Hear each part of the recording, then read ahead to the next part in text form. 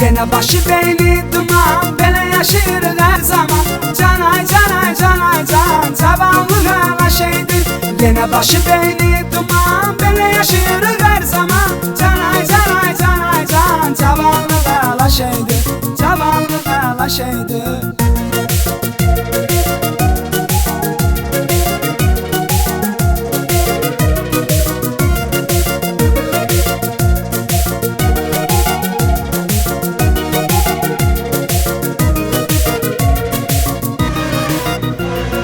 Dostlarımla görüşürük, şəhərə çıxırıq hər gecə. Danışa danışa gülə gülə, şərinlənirik sadəcə. Söndürürük telefonu, narahat edən olmasın.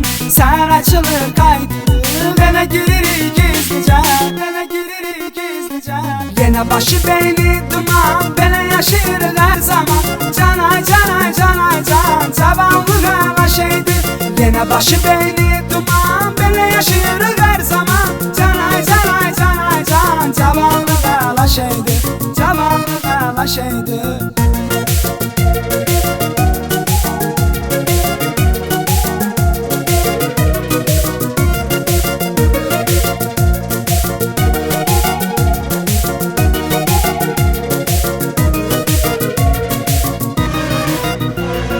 Yay gələndə sevinirik, gözəlləşir təbiət. Əsil gəzmə havasıdır, vaxtı çatdı nəhayət. Soruşma daha hara gedək, getdiyimiz